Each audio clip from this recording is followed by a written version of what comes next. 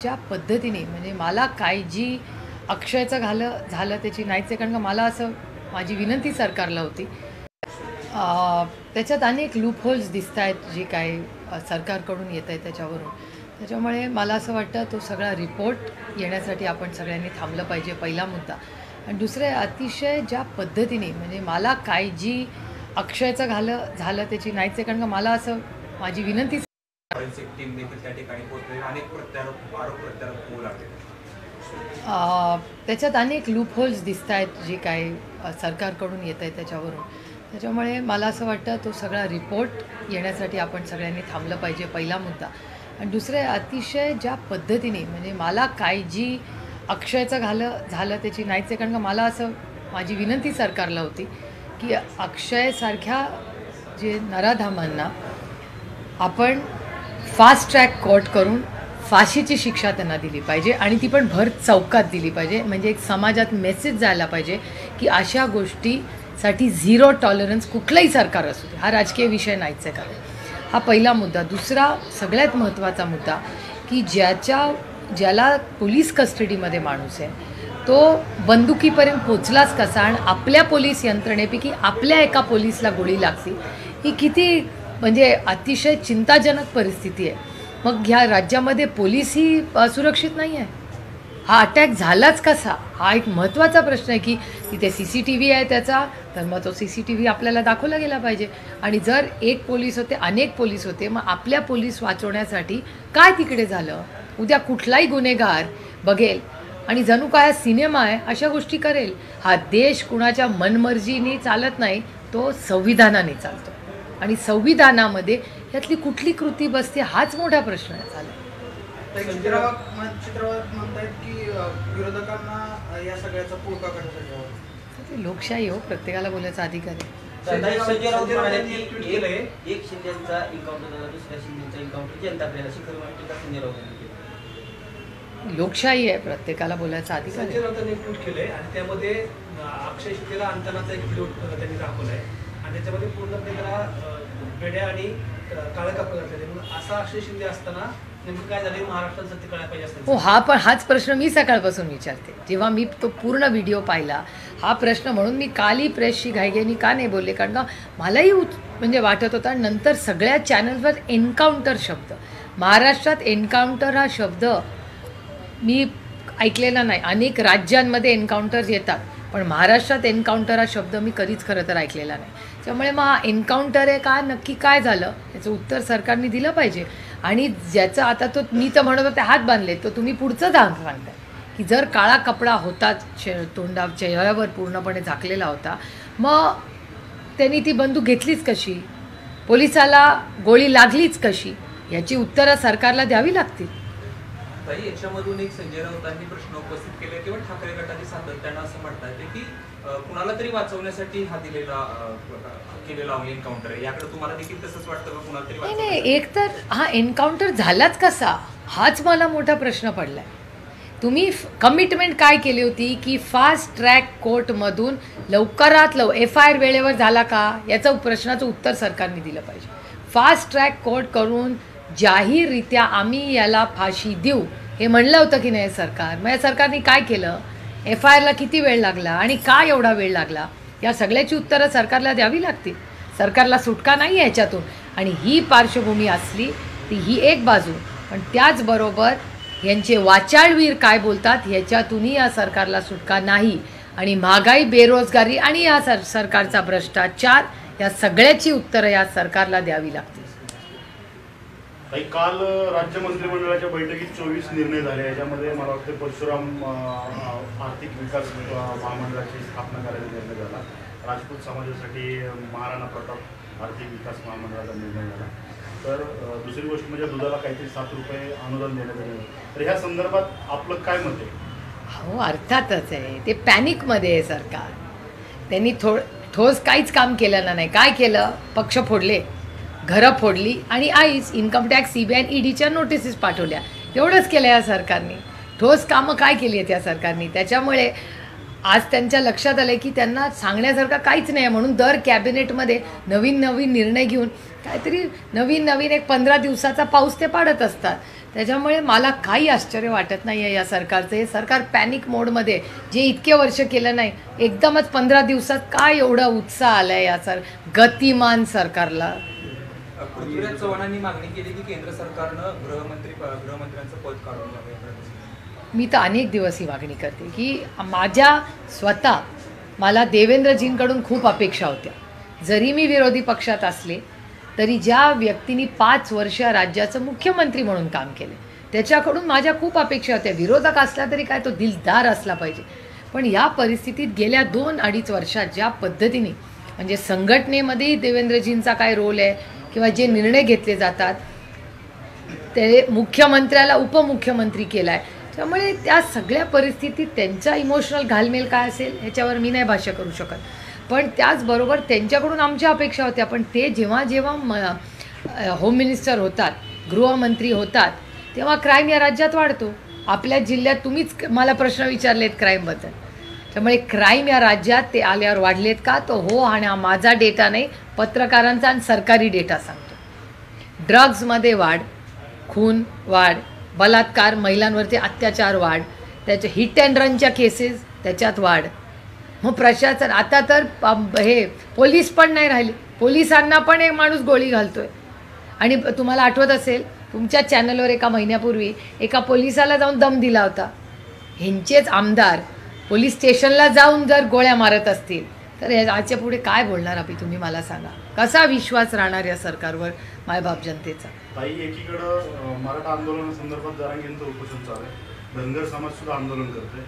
मंत्रिमंडळाच्या बैठकीमध्ये कुणबींच्या ज्या 3 वोट जाते तर त्याचा ओबीसी मध्ये समाविष्ट करण्याचा निर्णय झाला. तर या संदर्भात आपण कशा दृष्टीनं पाहतो? पूर्णपणे मराठा, धनगर, लिंगायत, मुस्लिम आणि भटक्या विमुक्त समाजाची फसवणूक या सरकारने केलेली. आपल्याच बारामती शारदा प्रांगण शेजारीच बसलोय, इथेच झालं होतं ना आंदोलन. 10 वर्षापूर्वी धनगर समाजाला पहिल्या कॅबिनेटमध्ये आम्ही आरक्षण देऊ, तुम्ही सगळ्यांनी ऐकले की नाही? मग झाले का? 10 वर्ष पूर्ण झाली आहे त्या गोष्टीला. का नाही मग आरक्षण मिळालं? मराठा समाजाच्या प्रत्येक आंदोलनाला माननीय मुख्यमंत्री स्वतः जातात. का नाही निर्णय झाला आहे? जरांगे पाटलांना परत परत का आंदोलन करावं लागलं आहे? त्याच्या चिंता नाही आहे ना त्यांच्या तब्येतीची? मग याला जबाबदार कोण आहे? हे सगळे जे आरक्षणामध्ये आज जे तणाव निर्माण झाला आहे त्याला पूर्णपणे राज्याचं ट्रिपल इंजिनचं खोके सरकार जबाबदार आहे. काही बदलापूरमध्ये शिंदे गटाच्या कार्यकर्त्यांनी फटाके वाजवलेत आणि पेढे महिलांना वाटले अक्षय शिंदेच्या पक्षात.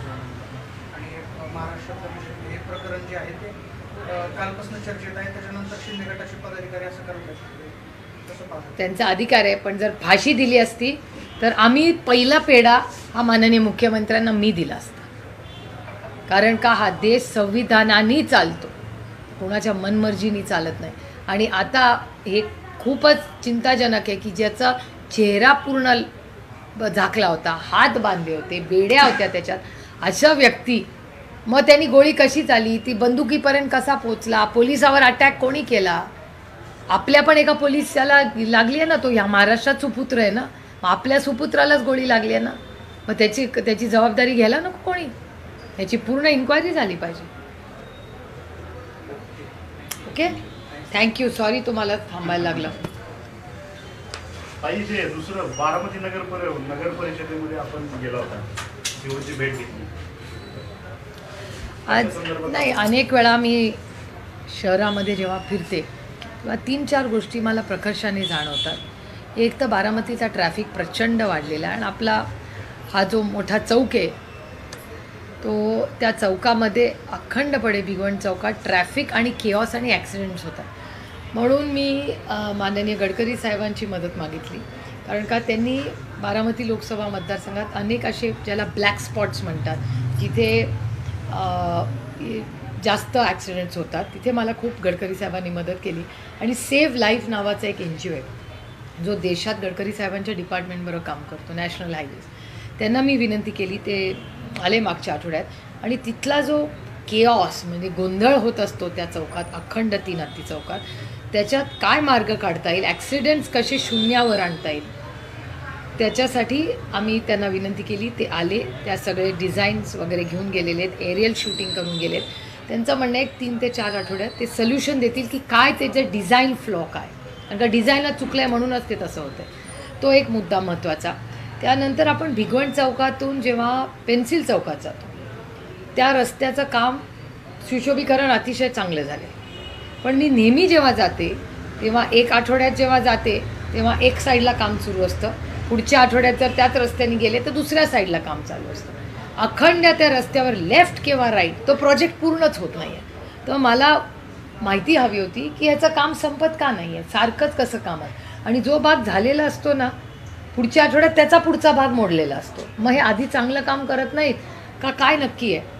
आणि दुसरी सगळ्यात महत्त्वाची गोष्ट की हे कधीतरी कसं असतं, जेव्हा टेंडर निघतो ना त्याला एक तारीख असते, तर या टेंडरची तारीख कधी आहे, हा पूर्ण का होत नाही आहे, हा एक महत्त्वाचा प्रश्न मला, दुसरा महत्त्वाचा. आणि तिसरा सगळ्यात महत्त्वाचा प्रश्न मला वाटत होता की हे कॅनॉलचं काम अतिशय उत्तम झालं, अतिशय छान.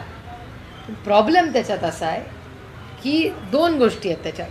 तो सिमेंटमध्ये झाल्यामुळे जे पाणी झिरपत होतं ते पूर्णपणे स्टॉप झालेलं. त्याच्यामुळे आजूबाजूच्या सगळ्या ज्या विहिरी आहेत त्या पूर्णपणे सुकून गेलेल्या आहेत. त्याच्यामुळे व्हिज्युअली ग्रेट प्रोजेक्ट, पण इम्प्लिमेंटेशनमध्ये अर्थातच डिझाईन गॅप्स आहेत. म्हणजे ते आता डिझाईन वगैरे ते आता बघायला लागेल टेक्निकली काय, पण तिथले सगळी पाण्याची स्तोत्र बंद झाली आहेत. हा एक खूप गंभीर विषय झालेला आहे.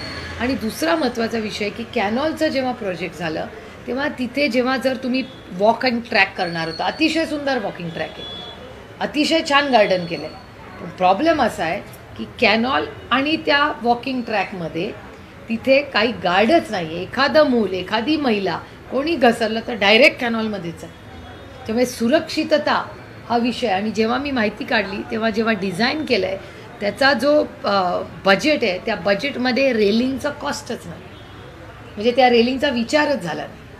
त्यामुळे व्हिज्युअली अतिशय छान, पण प्रॅक्टिकॅलिटीमध्ये ती गॅप आहे. आणि माझी सरकारला विनंती आहे, ज्याचं मी पत्रही आज दिलं आहे, की तातडीने रेलिंग्स करून घ्या, कारण का तिथे लहान मुलं खेळतात.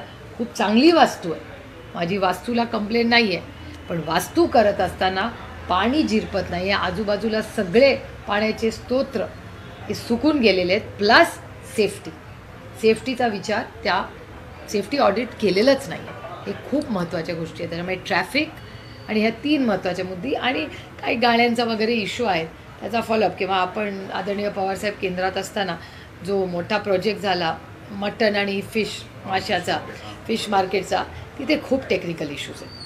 तर ते टेक्निकल इश्यूज, मग विजेचा प्रॉब्लेम, पाण्याचा प्रॉब्लेम आणि पार्किंगचा प्रॉब्लेम, असे प्रश्न आहेत. त्याच्यात लक्ष घालावं लागेल आणि ते सॉर्ट आऊट करायला लागेल.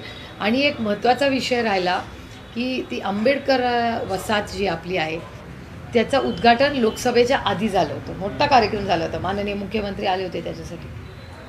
आणि ते आले असताना तिथे चाव्या अजून दिल्याच नाही आहेत लोकांना. आता मला आज अशी माहिती कळलेली आहे की ती जी घरं आहेत ते बारामती नगरपालिकेची नाही आहे, ती महाराष्ट्र सरकारची आहे. तर महाराष्ट्र सरकारचे आणि नगरपालिका ह्याच्यात काहीतरी पेमेंटची गॅप राहिली आहे. तर लेबर डिपार्टमेंटचा तो एक इश्यू आहे. तर लेबर डिपार्टमेंटचे मंत्री जे आहेत त्यांना मी सकाळी कॉन्टॅक्ट केलं, ते ठाण्याला एका मीटिंगमध्ये होते. मी त्यांच्या फोनची वाट बघते. मी त्यांना विनंती करणार आहे की आमचे काहीतरी 3 का 4 कोटी रुपये क्लिअर व्हायचे, ते कृपा करून लवकरात लवकर करा. म्हणजे जी बिल्डिंग वास्तू उभी आहे, आता मला निवडून येऊन 100 दिवस आले, त्याच्या आधी आचारसंहिता म्हणजे 2 महिने, इलेक्शन लंबत चाललं, म्हणजे कार्यक्रम झाल्यापासून 6 महिने व्हायला आलेत जवळपास. 6 महिन्यामध्ये एकही चावीचा वाटप झालेला नाही. लोकांना हक्काची घरं मिळत नाही आहेत, कारण का महाराष्ट्र सरकारचा हा सावळा गोंधळ आहे. त्यामुळे जर ते पेमेंट क्लिअर झालं आणि नगरपालिकेने पैसे दिले तर जे गरीब कष्ट करणारे, ज्यांना मेरिटवरती घरं मिळाली आहेत, त्याचा एवढा मोठा कार्यक्रम त्यांनी घेतला, ती स्वप्न पूर्ण करा. एबीपी माझा, उघडा डोळे बघा नीट.